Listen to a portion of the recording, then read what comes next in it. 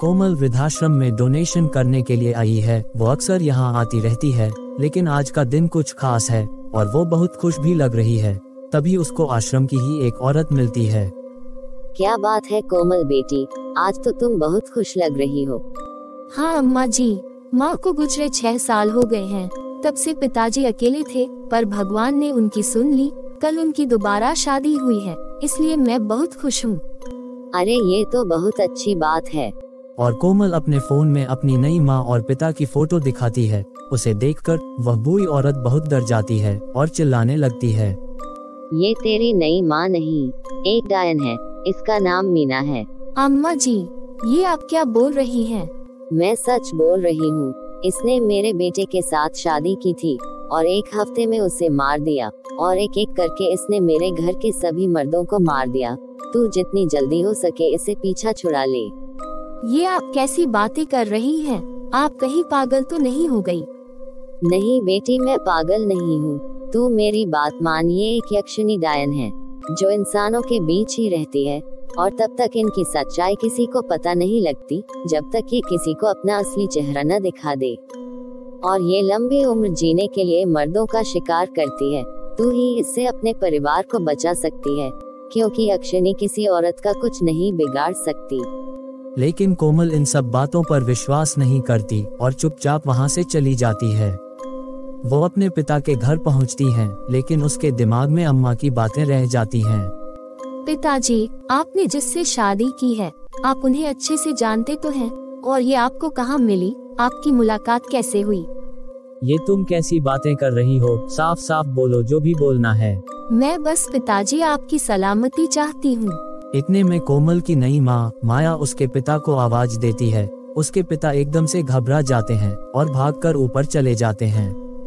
कोमल मन में सोचती है, ऐसे तो पिताजी को कभी नहीं देखा। उसे हॉल में खिड़की पर लगा हुआ एक काले रंग का बोर्ड दिखाई देता है, जिसे वो हटा देती है।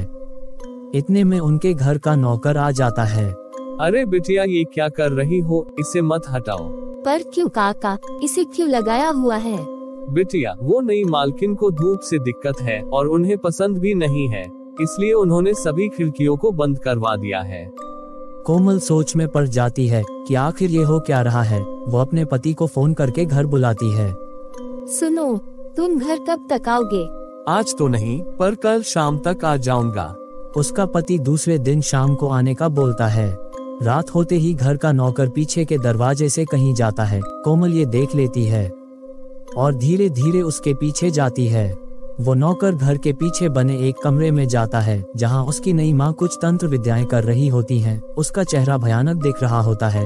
वो नौकर पर चिल्लाती है, तुम कहाँ मर गए थे? कब से तुम्हें बुला रही हूँ। माफ करना मालकिन, बिटिया को खाना देने चला गया था। देखो, वो बहुत चालाक है, तुम उस पर नजर रखना। शायद उसको मुझ पर शक हो गया है। कोमल बहुत डर जाती है और घर आकर फोन करती है, लेकिन मोबाइल में नेटवर्क भी नहीं होता और लैंडलाइन भी डेड होती है। दूसरे दिन उसके पिता बाहर जा रहे होते हैं। घर का दरवाजा खोलते हैं तो सामने से धूप आती है, जिससे उस डायन को तकलीफ होती है और वो बहुत चिढ़ जाती है। इसे बंद करो, तुम्हें पता नहीं है कि मुझे धूप से एलर्जी है।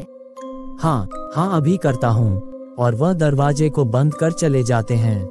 रात होते ही कोमल को बाहर कुछ आवाज आती है। वो बाहर जाकर देखती है, एक भयानक औरत सफेद साड़ी में उसकी तरफ बढ़ रही है, जिसे देखकर कोमल बहुत डर जाती है। वो जैसे ही कोमल के पास पहुंचती है, तभी कोमल का पति आ जाता है और वो कोमल को पूछता है, क्या हुआ? तुम इतना डर क्यों रही हो?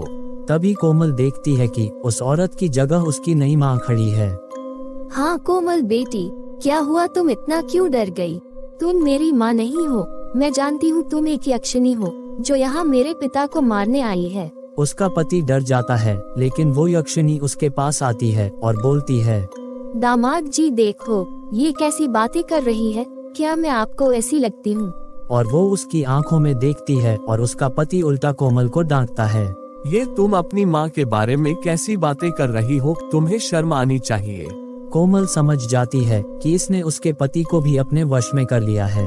उसी रात को कोमल के पिता की शादी हुए 1 हफ्ता हो जाता है। अब वो यक्षिणी डायन उसके पिता को मारने के लिए तैयार थी। वो अपने असली रूप में आ जाती है और अपने पति का गला दबाती है और वो चीख चीख कर कोमल को बुलाते हैं। कोमल भागकर कमरे के पास आती है, पर कमरा अंदर से बंद होता है। कोमल जोर जोर से दरवाजा पीट रही होती है कि कोमल का पति वहां आ जाता है और कोमल का सर दीवार पर मार के उसे बेहोश कर देता है और वो यक्षिणी उसके पिता को मार देती है। दूसरे दिन वो यक्षिणी डायन कोमल के पति को शादी के लिए मना लेती है। कोमल रो रही होती है, उसे कुछ समझ नहीं आता कि वो क्या करे। तभी उसे वृद्धाश्रम वाली अम्मा याद आती है। वो उसे फोन करके सारी बात बता देती है और पूछती है कि वो क्या करे। अम्मा कोमल को बताती है, वो यक्षिणी डायन सिर्फ धूप से मर सकती है या दूर भाग सकती है। वो सिर्फ मर्दों को मारती है, औरत का वो कुछ नहीं बिगाड़ सकती। अगर तुम किसी तरह उसे धूप में ले आओ तो कुछ हो सकता है। यक्षिणी उसके पति के साथ फेरे ले रही होती है। कमरा चारों तरफ से बंद होता है और वो काका भी वही खड़े होते हैं। कोमल को कुछ समझ नहीं आ रहा था कि वो क्या करे। इतने में कोमल के दिमाग में एक आइडिया आता है। वो अपनी कार में बैठती है और कार को जोर से दीवार पर दे मारती है, जिससे कमरे की दीवार गिर जाती है और धूप कमरे में आ जाती है। धूप पड़ते ही वो डायन वहीं जलकर राख हो जाती है। कोमल को भी भयंकर चोटें आती हैं, लेकिन वो खुद को और अपने परिवार को बचा लेती है।